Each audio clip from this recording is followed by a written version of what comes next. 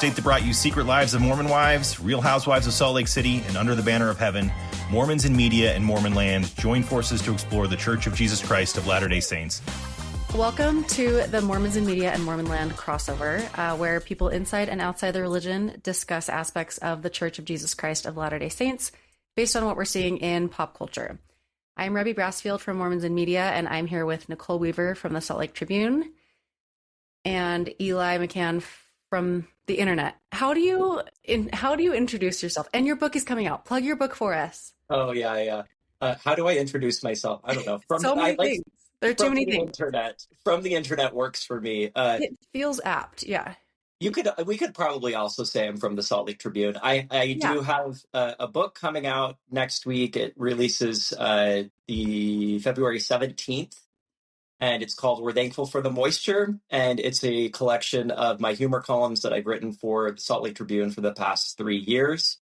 Very excited for it, and we have a book launch event at the Utah Museum of Contemporary Art on February 24th, which is a Tuesday evening at 7 p.m. You can find a way to RSVP for that event on Eventbrite if you search my name. There Amazing. We go. Yeah. That is so exciting. Awesome. How are you feeling? Are you have you gone to lots of book signings? Are you excited to be the one in the chair? You've done lots of live readings, but how are you feeling about it? Yeah, I'm really excited about it. I did a couple of days ago. I posted on TikTok and Instagram and said, I don't know if this is an offer anybody would be interested in, but if you have a book club and you read my book for your book club, I will attend your book club to talk about it. And if you're close to me, I'll attend in person. Otherwise, it'll have to be remote. And I thought maybe one person will reach out, but I've already booked a dozen of these. And so I'm this is going to be a very interesting spring for me. Oh my gosh, that is so fun. I mean, of course, that's really cool. Of course people jumped at that. Yeah. That is amazing. Okay, now I'm going to do that for my book club. I can't wait. Drop your book on my Relief Society book club. It's going to be awesome. Yeah. Okay, so today's topic. We are finally, I feel like this is something followers have sent in. We all have heard these names, Ruby Franke and Jodi Hildebrandt. I feel like you can't be online at all without knowing something about them. I have kind of avoided this story in the past. I know the details, but I haven't really done a deep dive into it until this week because I have been so afraid of it. I know that it's dark and I've been really afraid of what it would reveal about just about church or church culture. And, there's a ton to get into, but I'm excited. I actually really enjoyed, enjoyed isn't the right word, but I did not feel, we watched 2 pieces of media for this. There's a Hulu docuseries called Devil in the Family, and then a Netflix documentary called Evil Influencer. And they're very similar. But I feel like if you've been curious about these stories for a while, it's being worried about being defensive of the church is not a reason to not engage with them. Because I came out of it very much no, these people did a terrible, terrible thing. I felt like the docuseries did a good job of showing a variety of people inside the church. And also it's just if this does reflect at all on church doctrine or culture, we need to be taking a hard look at this and figuring out what is going on. So I feel like it's almost 2 topics. It's there's the Franke's vlogging phase, and then there's the Jodi and Ruby brainwashing and descent into evil phase. So maybe we start by just kind of talking about the early years of Ruby and Kevin Franke, their vlogging, and kind of what that says about parenting, the culture and doctrine around parenting inside the LDS church. But what were early red flags to you guys with the vlogging, or even with Ruby and Kevin's relationship? Was there anything that you were that really stuck out to you early on in their relationship? Well, a couple of things.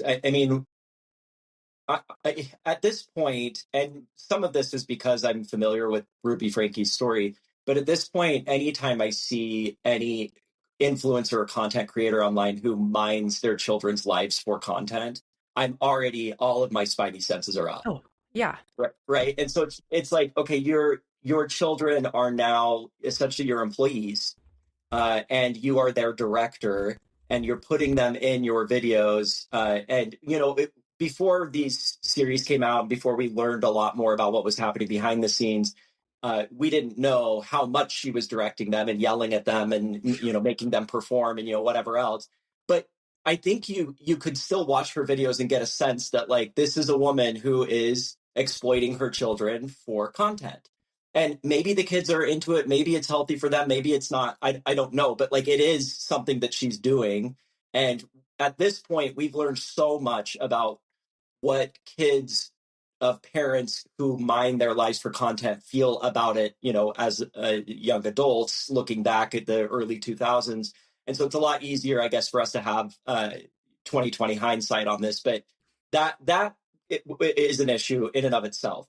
But then we also saw in her early videos, and progressively more and more so, just like this harsh parenting, and I remember learning about Ruby Franke through other people talking about her online and questioning her parenting abilities, right? I never watched her stuff. I never got into it when she was in her big blogging era, but I remember people saying she's not letting her kid sleep on his bed for months at a time. And she's basically bragging about this in her videos.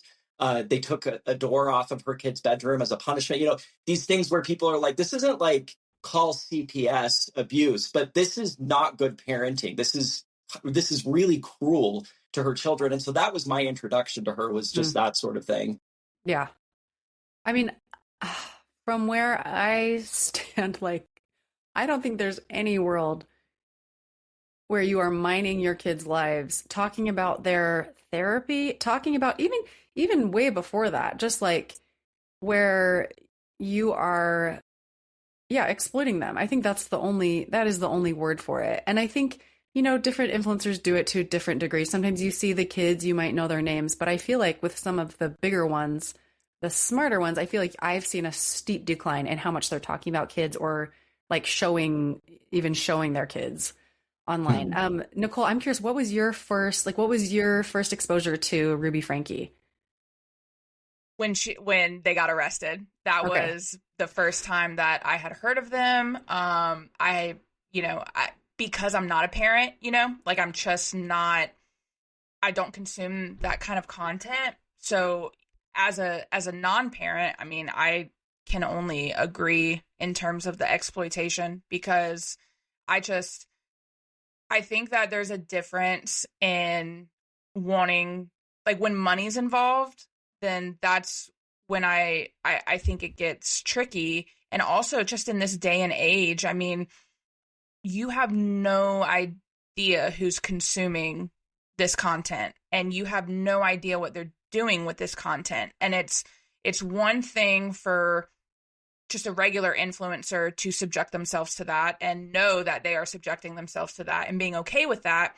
And it's another thing of telling a child, you could tell a child exactly that, of saying hey, there might be some really bad people watching this stuff. They're not going to understand. I mean, in one of I think it was the Hulu that actually had the kids, some of the older kids in it. I mean, the son was most of our viewers were girls my age. I liked the attention. They're not thinking about the downsides. They're not thinking 10 years in advance. They're not thinking what's going to happen when, all of this stuff comes to light. And so I just think that it just gets really tricky when money's involved and a parent has so much control over every aspect of a kid's life. Yeah. I mean, I think the money aspect, that was something that was really interesting. And Kevin, so they interview Kevin Franke, Ruby's husband, and he's kind of I feel like he's the anchor of the show, because he was clearly with her for all of the brainwash, but he now is has come out of it, though we don't really get details as to how he came out of it. But it's interesting to me that so early on, what's fascinating about the Hulu docuseries is they have all this unedited footage, and it's horrifying. At its most innocent, it's her stopping and starting her video over again. And even that, I was from the 3 reels I've done, I'm oh, this is so relatable and horrible. All of us trying to look normal on your camera, but like, you're doing multiple takes because, yeah.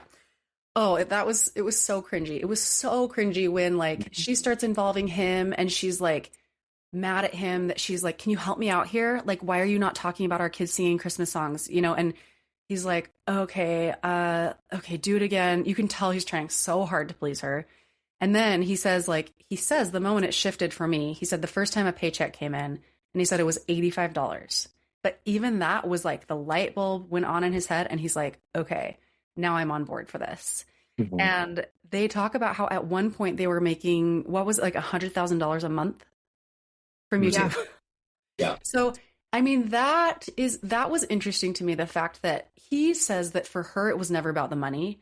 It was about wanting to appear as the perfect mother. But for him, it was about the money. And I think that is a fascinating look into just like the dynamics between this LDS couple, right? I don't know. Do we know, is he a professor? Like, what was his profession before all of this? Do you guys know? I can't remember. I thought he was a football coach, or I thought he did something with the BYU football. I could be so wrong, but I don't know why. I think he was wearing like it says ChatGPT says he worked as a professor of civil engineering at BYU. So yeah, it looks like he was just yeah. Well, he's wearing like an athletic like BYU shirt. Maybe that's why. Maybe that's what it is. But okay, so he's a professor. He has 6 kids. Like, I don't know. Do we feel like this is, I mean, I feel like this is the trap that all influencers fall into, right? Like, oh, could this be an easy way I could make money? Easier than having a job. Turns out no. I mean, let's take him at his word. He was motivated by the money. She was motivated by the attention, probably. And either way, it kind of doesn't matter what was motivating them. The point was that they were motivated to do this. And it's so interesting. Like, I post videos on TikTok every day of just like telling stories.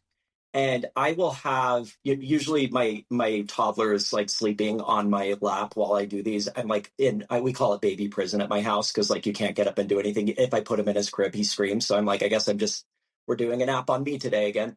And I'll have him like laying on my lap, and in a video, if you can see like a hand come up or whatever, like people are aware that like there's a baby sleeping on me. I will get so many comments from people that are like, you need to show us your baby. You need to show us your baby. And I can see how if you are highly motivated by money or attention or whatever it is to grow your platform, that there is a desire from people to want to see people's children. And I think the vast majority of these people are perfectly harmless. They just think kids are, they cute and it's fun content for them, whatever. And some of them are weirdos, but I can see that if you start posting stuff online and people are reacting positively to you showcasing your children and you're highly motivated to grow your platform, it's so easy to just be like, put our kids in more, and to just go down that road for as long as you need to in order to build the platform however it is that you want to build it. Yeah. Have you felt that shift in your writing, Eli? Because I'm curious, like, I always wrote, like personal essay type of stuff. And then like when I got married, my husband is extremely private and like he doesn't like him, reading stuff about himself. And so I was like, okay, that's interesting. Like I kind of have to shift what I'm writing. And then also now having kids, it's such a natural instinct when you want to share about your life. And if this is something I've done in a way that feels like cathartic to me, it feels like connecting with people I know and love. But there is definitely a line that is tricky. I'm curious if you've felt that, because I feel like you have a way bigger audience, but you're also doing a lot of like personal essay type of writing. Yeah. So I have a husband who is not super private and is perfectly fine with me writing about him. So I write about him all the time. And we're all blessed for it. Thank you for Skylar being open to being famous. Yeah, it's with his permission, and it never feels exploitive to me because he's a grown man who is consenting to this. But no, it's an interesting question because just before I became a dad a couple of years ago, I asked our mutual friend, Meg Walter, who is a parent and writes online and writes for the Deseret News, a lot of personal stories. I asked her, like, what is your boundary? I'm trying to figure out how to continue writing because I write personal stories from my life and now I'm going to be a dad. That's a huge change. And she gave me this advice that I have been following that I feel like was really good advice. And she said, write about the experience of being a parent, but don't write about your kid. And so there's the difference is like, Meg wrote, for example, a really funny piece in the Deseret News a couple of years ago about having to get all 3 of her children through TSA at the airport by herself. Her husband wasn't flying with her. And she said there's a difference between getting my kids through TSA was a harrowing experience and I deserve a Purple Heart versus my oldest child had a meltdown while we were getting through TSA. Like those are two very different things. Because the first one, your kids are never going to be embarrassed in the future that like, oh, my mom wrote that it was really hard getting us all through the airport by herself when we were little. But they might be like, Mom, why are you writing about my temper tantrum in TSA? You know, that. So to me, that is how I've sort of viewed it. And so to the extent that I've written or talked online about this experience, I've not focused on here's what my kid is up to so much as this is what it feels like to be a dad. This is what it feels like to be sleep deprived because I'm waking up with a baby in the middle of the night. And so that's how I've done it. But what has your experience been with that? Yeah. I mean, I think that makes sense. It's like, who owns the story, right? Like and I have like a private family account that I write a little bit more about, but it's interesting because the other day I was showing my older son who's 6, my private Instagram account just because he likes watching the videos. But I was like, oh, when he can read, like I open up a little bit more about just like health stuff they're dealing with, or, you know, because it's like filling in my cousins who I want to keep in the loop and whatever. But I realized like, oh, once he can read, like, I think even that will change. Like, I don't know if I want him to know not that I'm saying anything awful, but like stuff that might be embarrassing to him about like things he does that are so cute. But like, you know, if I tell my mom and then he hears me tell my mom, he's embarrassed, you know? So like, I think that it is a really tricky, I think it's a tricky line to find. It seems like vlogging is a very clear, like there's no line with this, family vlogging with this. And also to me, the bigger thing to me out of all of this is just like parenting on social media. These concepts, these are incongruous. Like social media is such an imperfect, flawed, messaging system, right? And you see there's tons of parenting stuff on Instagram and like on social media, and I consume, you know, a good amount of it, and some of it is fun, some of it is cathartic, but like you cannot, there is just so much gray area, there is so much bittersweetness, there is so much two things are true, like parenting is too messy, you cannot show it accurately online. Well, it's true. And I mean, I think your parents telling embarrassing stories about you is just a rite of passage as a child. Like it's something that we all experience. We all survive it. It's fine. Yeah. But when those stories make it onto the internet and the stories are being shared with strangers, it just magnifies that to such a large degree that I think you have changed what is happening at that point. Like I remember being 9 and my mom telling my aunt like a funny thing that I did and being like, Mom, you know, like upset about it. And I survived it. It's fine. You know, I'm going to do that to my kid. You know, I'm going to tell my sisters funny things that he's up to. And sometimes he's probably going to object to that. But if my mom was writing on the internet and being like, here are thousands of people, including maybe even people that know us or don't know, you know, whatever, that would have been such a different experience as a kid. And I think it would have been really damaging for me. Oh, yeah. I mean, you see how damaged the kids are. Like those kids. So Sherry and Chad, the 2 older ones, are the only 2 who like speak in the documentary. And I just felt like, I was like, what can I do to support these humans? Like, what are we doing to like help them through this? And that's to say nothing of the 4 younger ones who experienced way worse abuse. And I mean, do you guys think there's any like, if you take just this first chunk of like, okay, she was a vlogger in the early days, do you think there's any room for like, it was the Wild West, she didn't know what she was doing, and so maybe she was like patient zero for figuring out or should, I mean, my instinct is she should have known, but I'm curious what you guys think.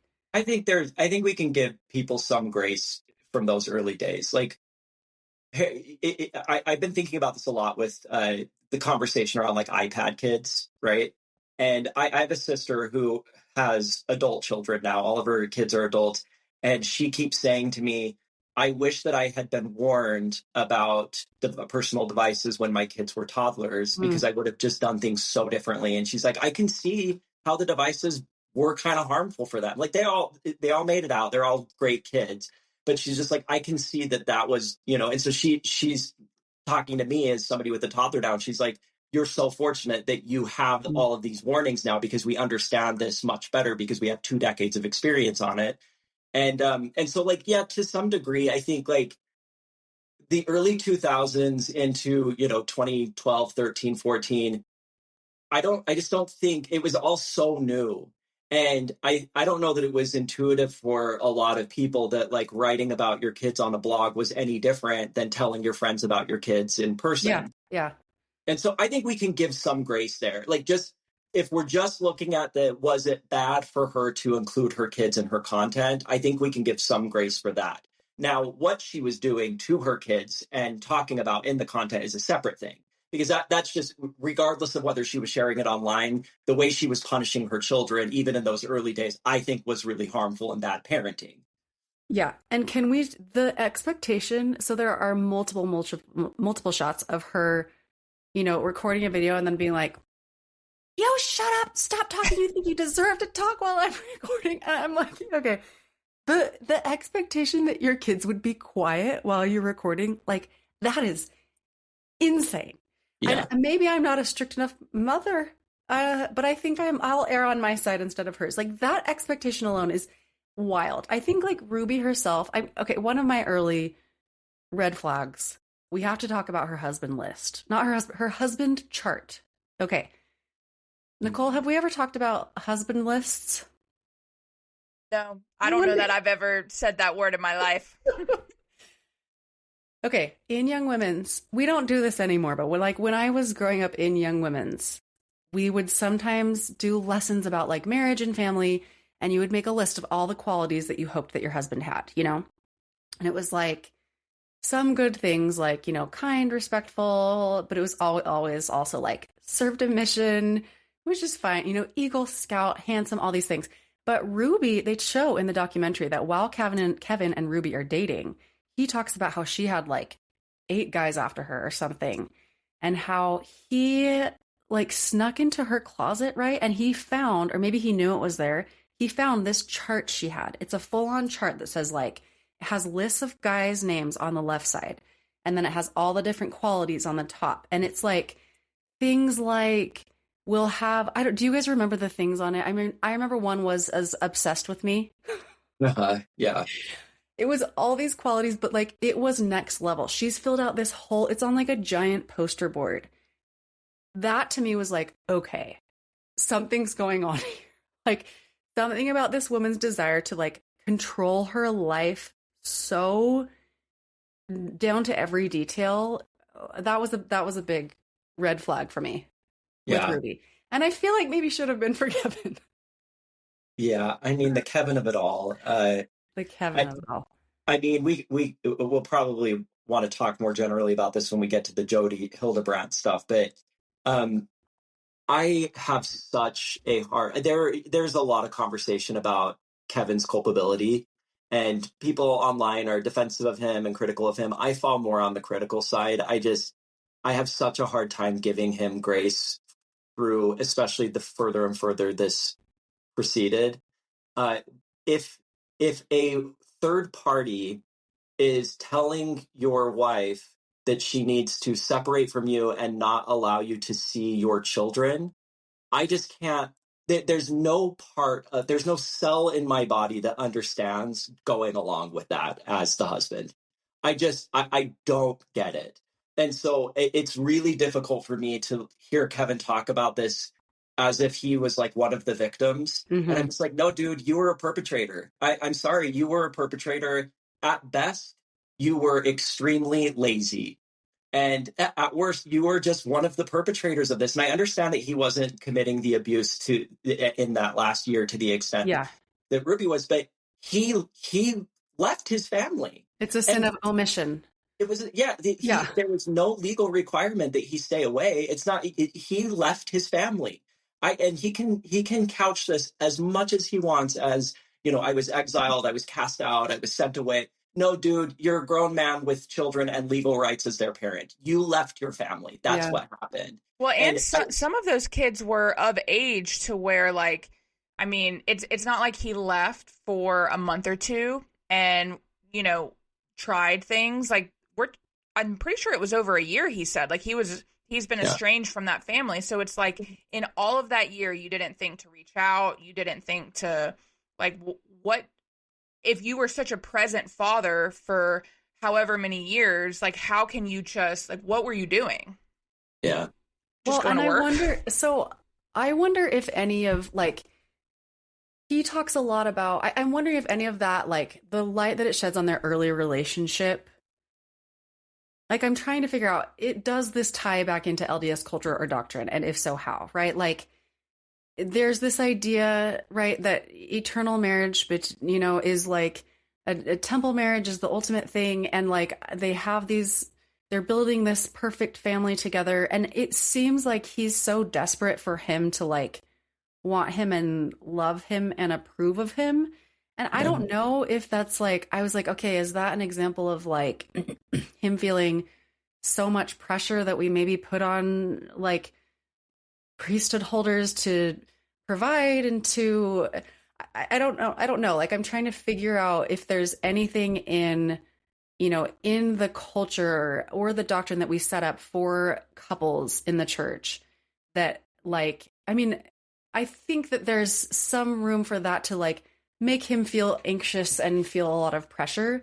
But the brainwashing is another aspect. And it's interesting, actually, last night I have a close friend who has I'm like, want to protect the source, but who someone very close to them was actually in therapy. A couple was in therapy with Jodi for years before any of this happened. And I talked with him about it, and I asked this exact question, or actually I didn't even ask the question. She brought it up. She said, what's interesting is when I've been in conversations and people have said, can you believe that Kevin just didn't see his family for a year? Like, that's insane. Why didn't he do something about it? She's like, after watching this connection to me, yes, I absolutely can believe it.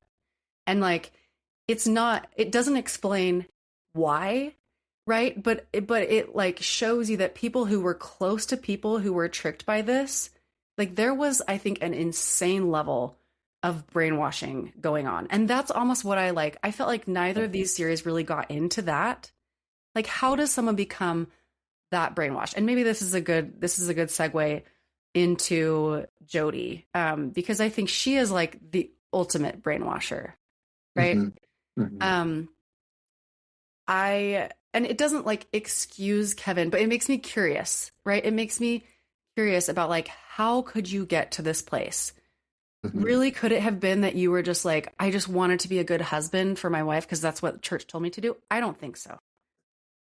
Yeah, it's fascinating. I don't understand it. I am personally very allergic to the Jodi Hildebrandt type of personality, which I would describe as MLM televangelist. As soon as somebody starts sounding like a motivational speaker, to me, I distrust them and tune them out.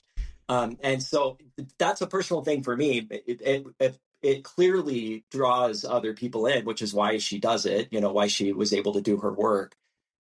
It is hard for me to understand how adults could just turn over their lives to this woman the way so many of them did.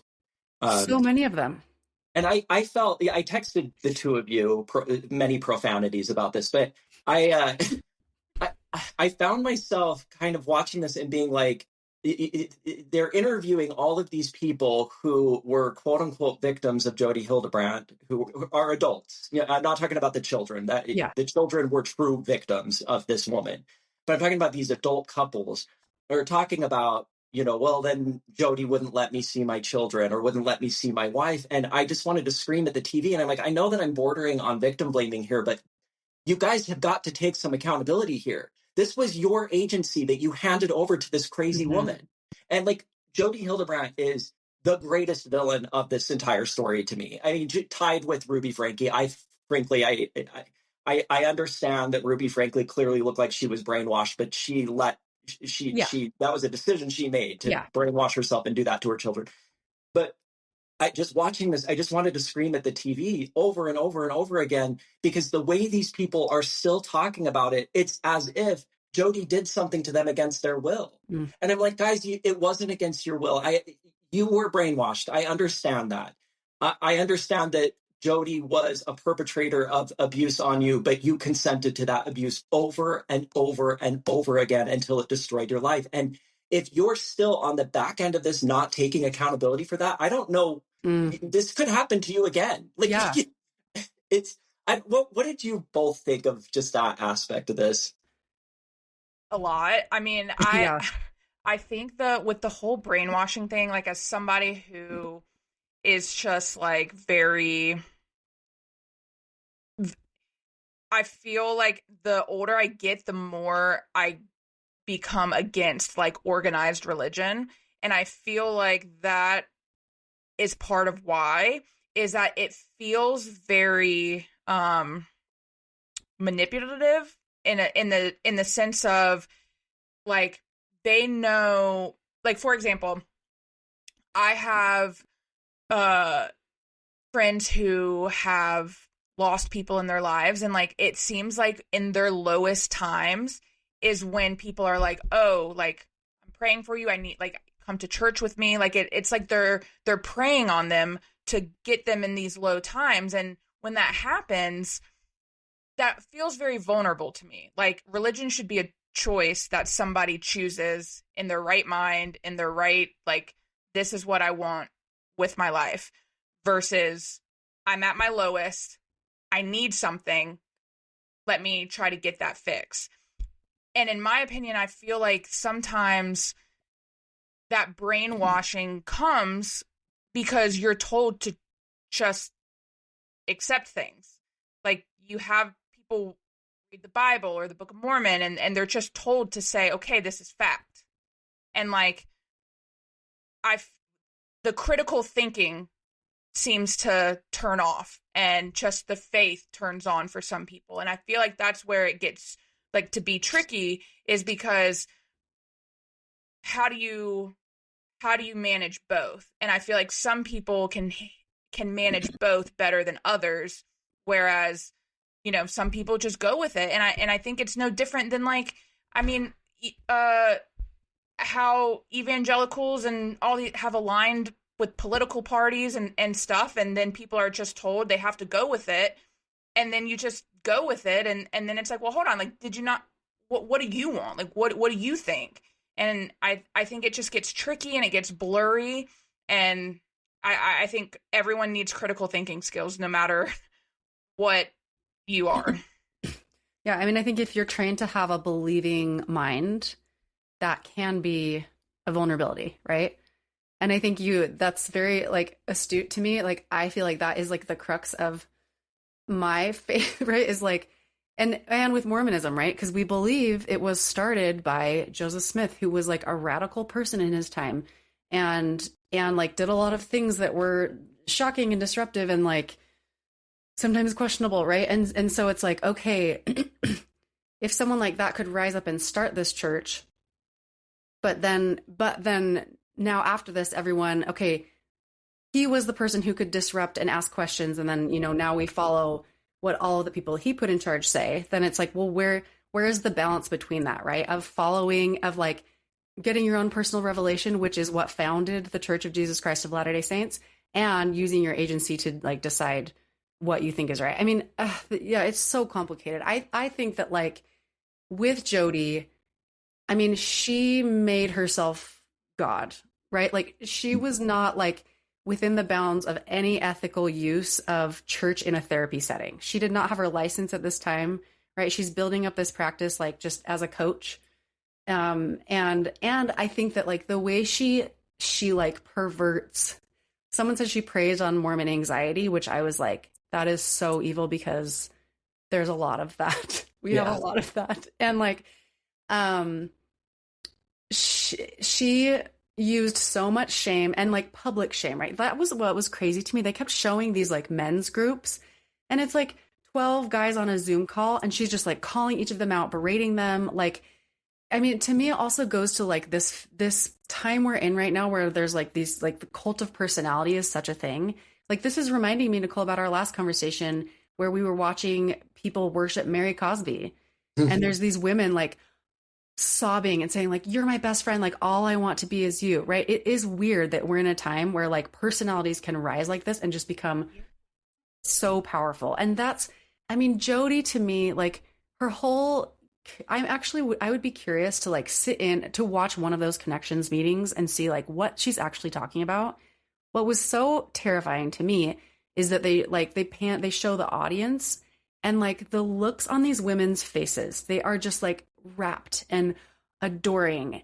And like part of me had the thought, like, are we just so starved for like strong female spiritual leaders? Like, is that the vacuum that made all these women so drawn to her? I don't know. Like, what is it? A big question we talked about before this is like, what is it about our community that could create this hotbed for like vulnerable people, right? Like, are we too believing? Are we too naive? Like, where is the truth in that? I don't know. What do you guys think? I mean, that's so interesting. And, we've discussed how, MLMs are really prevalent in Utah, and scams, are very, very prevalent in Latter-day Saint congregations. People fall for these things. And why is that? What is it about it? It does seem to me that there is something about Latter-day Saint culture that breeds a particularly, in some ways, vulnerable and naive population. That is a very, very broad statement. I don't want to say that if you're a Latter-day Saint, you are vulnerable and naive, but it does seem like people are able to prey on Latter-day Saint communities in a way that maybe is not as prevalent in a lot of other communities. And I don't know what that is. That's such an interesting point, Rebbie, about maybe these women are starved for a strong female leader. You don't really see that much in top leadership of the church, of course. On a congregation by congregation level, it may be a little bit more, but that could be part of it. That's a really interesting point. I mean, with Jodi, like the thing she was saying, what's interesting too is that like the fact that she always recommends separation, that she just like hates men so much, and her couples advice, I mean, her advice for all her couples counseling is you need to separate. Like that feels directly against LDS doctrine, right? Mm-hmm. And I mean, not necessarily. I'm sure there's always like some, gray area where like religion and therapy are involved. But like, that's what's so interesting is that they talk about how it's like a church within a church.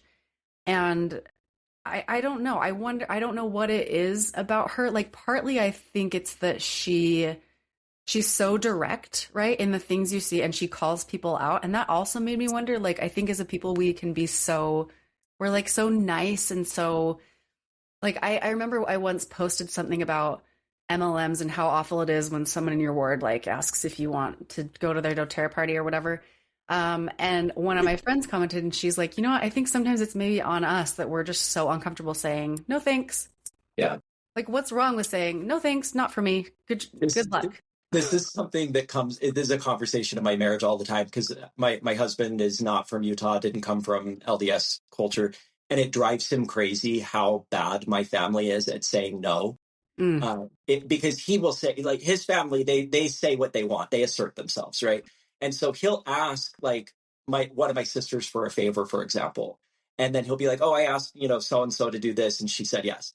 And I know that she did not want to say yes to it because I know her. So then I'll call her and be like, hey, and give her a way out. She'll be like, oh, okay, that sounds great. And I'll be like, Skylar, she didn't really want to do that. She just doesn't know how to say no. And it drives him crazy because he'll just be like, your family needs to learn to say no to things. And I don't know, we are taught as Latter-day Saints from a very early age to be accommodating and to, be a part of a community. And that's a double-edged sword. On the one hand, we are a people who are really good at creating community, right? Mm-hmm. On the other hand, we are a people who, in my experience, are not great at boundaries. And No. and I think it's because of that teaching. Like, it just sort of creates that vulnerability for us, and we have to do the hard work to kind of elect to create those boundaries within that framework. Yeah, Nicole, I want to get to like a question you said where you said like with a lot of these docuseries or shows that are like, you know, air quote Mormon related, one common thing is like someone feeling like they were told by God or destined for more along those lines. Do you want to like talk about that question more? That's really interesting to me as someone like on the outside that you're seeing this as a theme. I'm referring back. The first time I heard it was when I watched Under the Banner of Heaven, and when the more that I learn about polygamy and where that started from, and still being a viewer of Sister Wives, like I just keep hearing the narrative of like somebody feeling called to be something, to do something, to say something, and at this point, like, can we agree that, like, when you hear that, run, like, because it's not safe, like, then there's going to be a true crime series, there's going to be, like, something bad that happens, and I don't know, I think that in itself is unique to Latter-day Saint culture, because,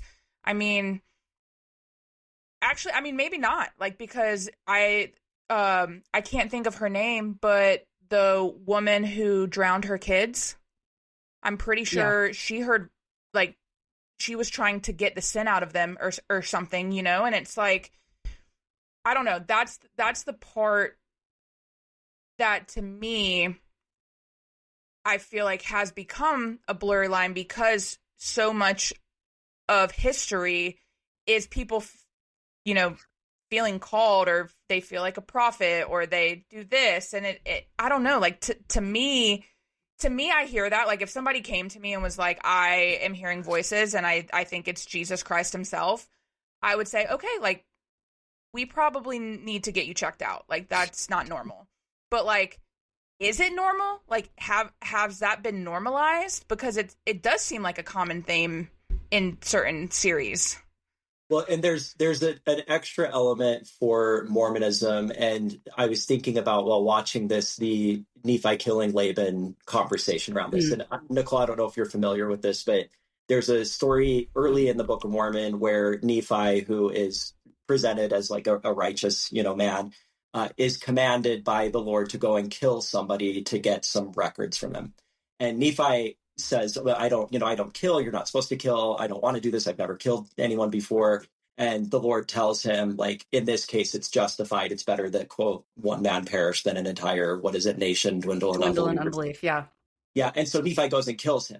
And there are Latter-day Saints like Rebbie who know how to take that story and contextualize it in a healthy way and say, like, well, this is a story about following promptings from the Spirit and sometimes doing things that feel uncomfortable, but we know are good, that kind of thing.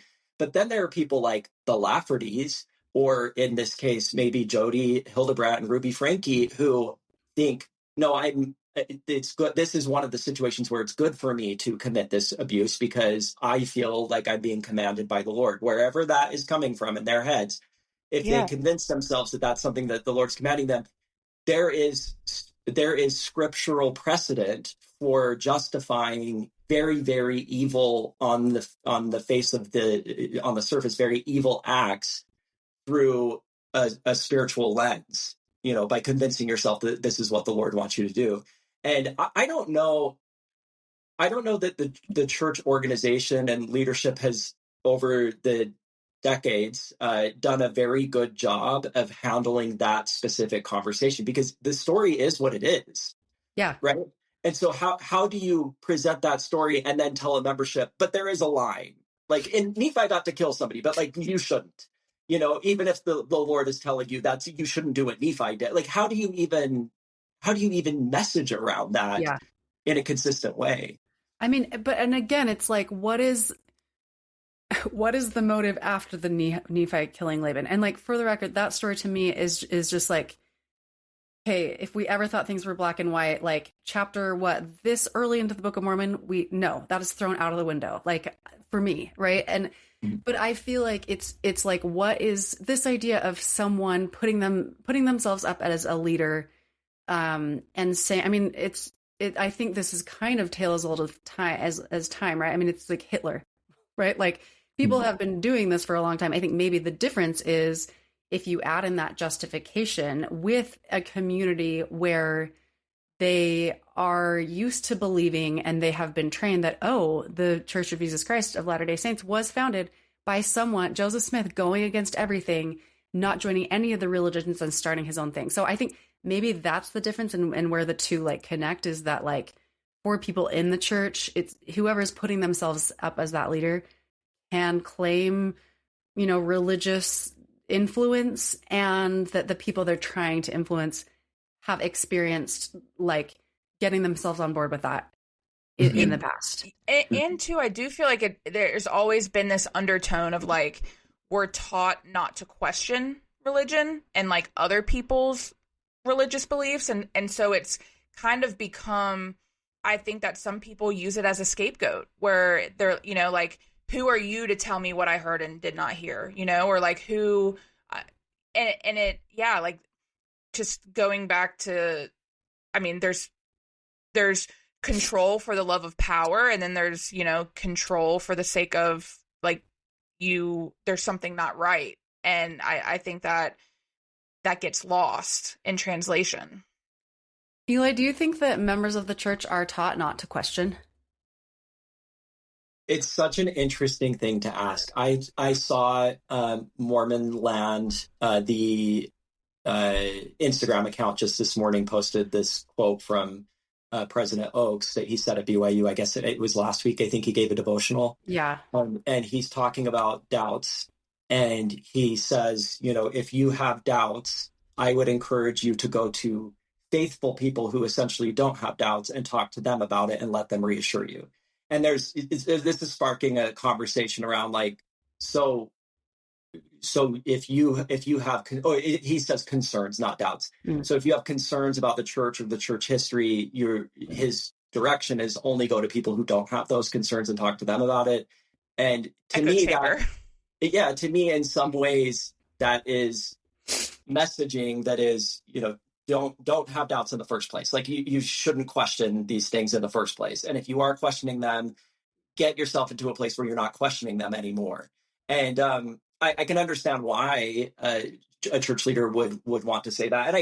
And if we view the motivations there very generously, it's a man saying like, find the parts of the church that can serve you and bring peace and happiness to your life, and don't dwell on the parts that make you upset and uncomfortable. Like, I mean, maybe that's a more generous reading of that motivation. But on the other hand, there is a lot of motivation from somebody who's running a church to be like, just don't worry about that part over there, And that, I think that attitude can create problems. I mean, in this case, if these are people that are trained to not question things too much, then maybe that is part of what is making them more vulnerable, this particular group of people, to someone like Jodi Hildebrandt. Yeah, and I wonder if it's interesting because when it was showing the connections classes and it was talking about like a church within a church, I got thinking about this organization, Faith Matters, which feels like a church within the LDS church. But I love it. I am all in on it because it's like a place where they allow doubt. It's just, there's not like one leader. It's just a group of like thinkers. They have people who they put on a conference once a year. They like, they have a few books they've published, and it's not like, it's so, and I was thinking like, am I part of like a new like cult that's happening? But like, it's, to me, what is so refreshing about it is that, like, well, one, when you go to this conference, you can like clap and cheer at the end of a speech or a dance or whatever, right? Like, and it is so nice to just be able to like not be this like meek, quiet worshiper for a second. And also that there is room for those doubts, right? Like, I think that what's interesting, I would be interested to know like everyone who became a follower of Jodi and the people that saw it as a religious thing, like, what were their grievances or the things that they were missing at church that they found in her, right? Because for me, if I'm looking at like, I go to Faith Matters because it's just so nice to feel like I can ask a question, and that it's like people who are faithful but seeking, right? And so that's just something I would be curious about. Like, what was it that they were missing that she gave them? And part of me is like, was it just that she told people what to do? Like, I think we tend to be very sheep-like sometimes, right? Like, we just want to follow the prophet. And again, mostly it's well-intentioned, but I feel like I'm hearing more and more, messaging that's coming out that's like, you can't wait for the prophet to tell you every, that is like pro-agency. But again, it comes back to that balance of like, what's agency, what's following the prophet, what's your own agency, and like where the tension between those two things is, I think, where a lot of this conversation happens. Yeah. I wanted to ask what you guys thought about the Franke's neighbors. All their neighbors they interview who are clearly members of the church. Nicole, I want to ask you specifically from the Hulu docuseries, what did you think of the neighbors? Or did you not think anything like too strongly about them? Honestly, I really didn't put much stock in them. I did remember seeing the neighborhood. Was it Springdale? I didn't know that Springville was that affluent. Holy cow. It's gorgeous. Yeah. I know that was my takeaway is this is a very nice neighborhood. But yeah, I mean, I thought it was interesting how they were it seemed like they were very against the filming aspect of it and her loudness, I guess, and really just how her as a person, I think that was my biggest takeaway is that, nobody, whoever you portray yourself on the internet, it's not guaranteed to match up in real life. And I thought it was really interesting how they did not see her as like a nice, welcoming person, but she's on the internet, trying to be like America's mom, She did not fit in with the neighbors.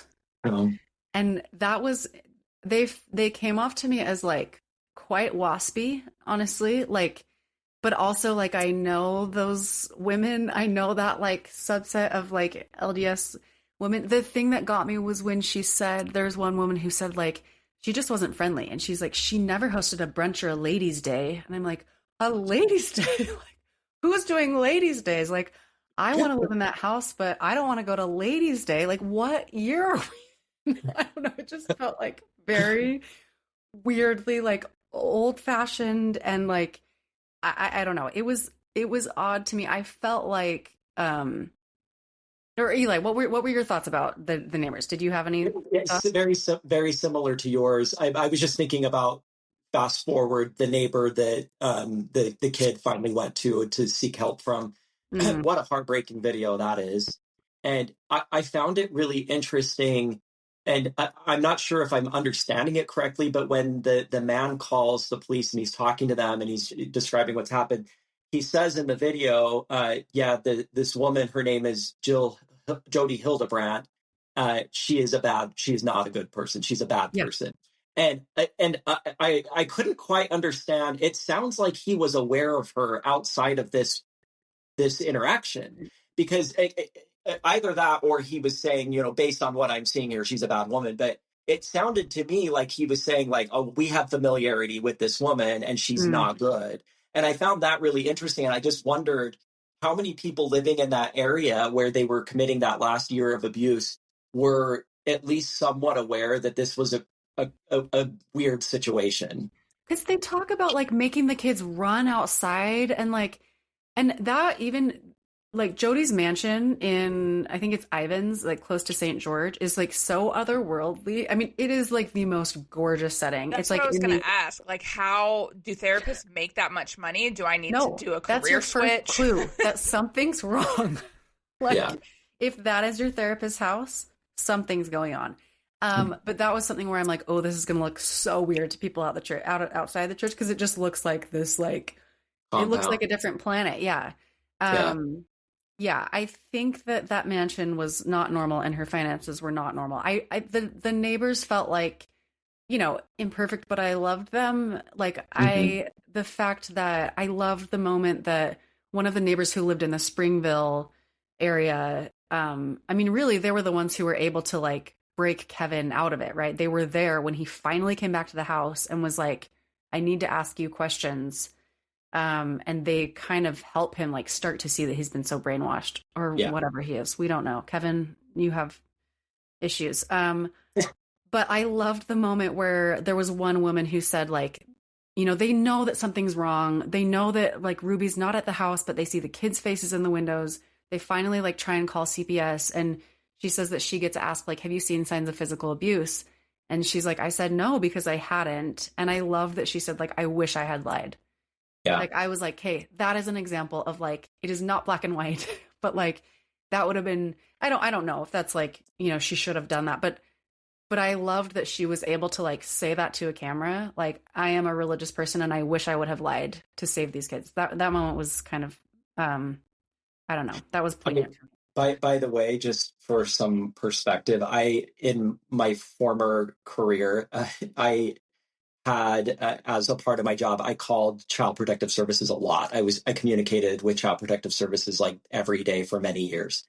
And I will tell you, people are always worried about getting falsely reported Child Protective Services and them intervening and taking your kids away, whatever else.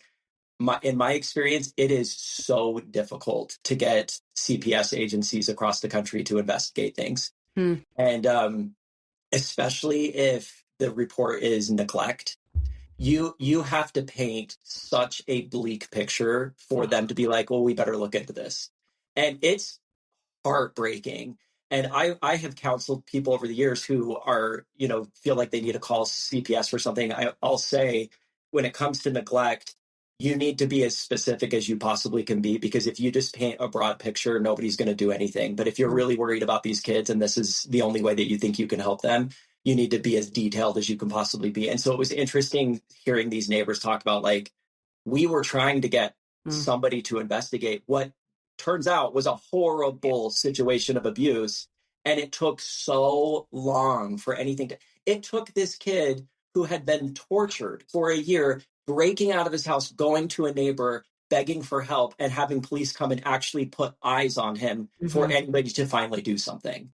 And I don't know, like, I'm of two minds of that. On the one hand, I don't love a state agency being overly aggressive on anything, right?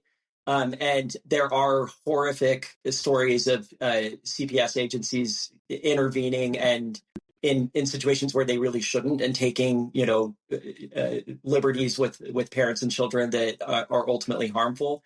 But I think there's a lot of this kind of abuse that just goes uninvestigated, even when people are trying to get somebody to do something. And there's a real problem there. That is, so interesting and complicated, because as you're talking, I'm thinking about the story of the LDS couple. I don't remember what city it's in. I feel like it was like some relation to Gabby Blair. Do you remember this? Yes, it was Gabby's nephew. Yeah, and his wife. Yeah, they like take their kid to the hospital. The kid has a fever, but then they find that he has like a bump on his head, and so CPS asks them questions. They say no, like nothing's wrong, and then they end up coming to their house at like 1:30 in that morning, and they take their kids. They took their kids for like 3 months. 3 or 4 months. And it is horrifying. It's absolutely horrifying. But I'm just remembering when I saw, because this couple who that happened to have since come out and like kind of started advocating for like better procedures around this, right? Yeah. Because it's horrible to be irresponsible either way. Yeah. But like she talked about, like, in this video, the wife in the couple says, like, he kept asking me about my religion and saying, do you believe in corporal punishment? And I said no. And like, I remember like a flag went up for me that I was like, has he watched something about Ruby and Jodi? Like, has he heard this on the news? And again, this is total speculation. I don't know. Yeah. But what would have colored in his mind him to think, oh, she's a member of the Church of Jesus Christ of Latter-day Saints? Maybe what would have made him connect those two things? Because I feel like we are broadly connected with a lot of things. I would hope that child abuse is not broadly one of them, not in any way, right? Like, I would hope that this story of Jodi and Ruby is like the outlier of all outliers. But that was just an interesting moment where I'm like, how much is media shaping people's perspective? And like, is that, and I felt like this was a very like responsibly done docuseries. I didn't feel like it pinned everything on the church. It's, you know, it said like, this is a case of religious extremism. And I appreciated them showing people in the church who were, you know, and I also like think there are things in, you know, obviously, like I said, in the church that could be looked at around like parenting pressures. Again, in that earlier section, the vlogging section, right? Not the like Jodi section. Yeah, I mean, abuse is not unique to Mormon families. It's not unique to a lot. You find child abuse in every community in the world. Yeah. What makes this a little bit unique and specific to Mormonism is that the abuse was justified through a religious lens for this particular person. But people justify abusive behaviors through all sorts of lenses, you know, and so this is a Latter-day Saint story in that way, but abuse is not a Latter-day Saint story specifically. Yeah. Nicole, did you feel coming out of this that it, like, how much did you feel like they tied their, you know, her making herself this like doomsday prophet? Did you feel like that was very tied to like mainstream LDS doctrine? Not as much. I think what really tied it for me is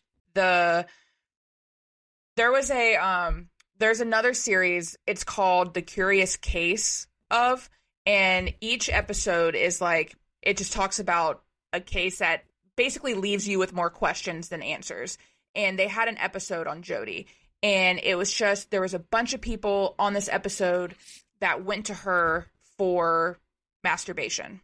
And like, it was just a lot of people like in therapy over sex addiction and like just all of these things. And so I had already seen that going into this series. So just watching the like therapy aspect of it, like I think it was the perfect storm of, you have two people who feel very called to something, and they're both evil in their own, like, it, you know, and then it just like creates this huge tidal wave. But I think the most, just the therapy aspect of it, of just like, it was really interesting to me that she was deemed responsible, and like she got the stamp of approval from somebody in the church. So everyone, like, nobody questioned her. And I think that, to me, that was just like more of a big, like, as somebody who is in therapy and has gone through many therapists, like, you know, I think it's a very common experience that you don't just meet a therapist and vibe and you're like, this is my therapist, I'm going to stay with this. Like, it's a hard process. And so it was very interesting to me that, like, I mean, going back to, you know, Eli's saying, like, this third party who is just like acting like they are the law of the land. And I don't know, if somebody who wasn't religious went to her, I don't think you would have the same outcome. No. And I think that that's, again, an example. And I think that I could be wrong, but I'm pretty sure that early on she was like connected to LDS Family Services. So like that's what I thought. She had lost her license, right? And so like at the time she was building connections, like which is like her own little school thing, like she didn't even have a license. And actually, interesting, I was talking to a friend who's a therapist in Utah who said, like, since this all happened, Utah has like cracked down so hard on looking at licenses, on like examining stuff and like making sure that like none of this is happening. But it's also, now that like coaching is such a big thing, it's just so unregulated. Like basically Jodi was, you know, lost her license for doing something unethical. And then she's like, okay, I'll be a coach and do the same thing. And so I think, like you said, I agree. Like, I think it is a perfect storm of her, because it is like going to therapy. It is helpful to have someone. Many times when I've gone into therapy, I'm like, do you know about Mormonism? That's like my first question with a new therapist, right? Because it's like, okay, am I going to spend 5 sessions? explaining to you this, and they're like, well, just be more relaxed about it. And I'm like, okay, well, like it can be a huge help for a therapist to understand your religion, right? But the difference is she was preaching. She was not acting as a therapist. Like, she was weaponizing, she was taking what she knew, the language, the anxieties, and she was weaponizing it. Like, no therapist's job, right, is to like preach. No, and in fact, I thought they were supposed to be unbiased in everything. I think they are. I think that's kind of or, they meet you where they are, right? Where you are, right? It's like, okay, do you want to approach this with the spiritual lens? Okay, that's something I can accommodate, whatever the version of spirituality may be. So, yeah. I think. Do you think she's bad? Do you think that this is a total change of subject? But when I was finishing the series, like, I just could not help but think, I think they were lovers. Do you think so? I mean, I just don't. I think that there was something there. I do, because I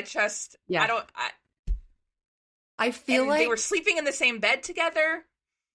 It's whatever's happening. It is weird. Codependent.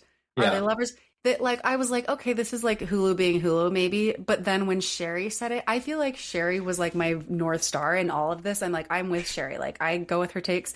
And when she's like, yeah, I think they were like lovers, I'm like, okay, maybe. What did you think, Eli? At a minimum, codependency, and Jodi Hildebrandt had an infatuation with Ruby. Yeah. I don't know to what extent, that was returned, but it does seem like it was obviously a very, very weird relationship. I get vibes. Yeah. I get vibes.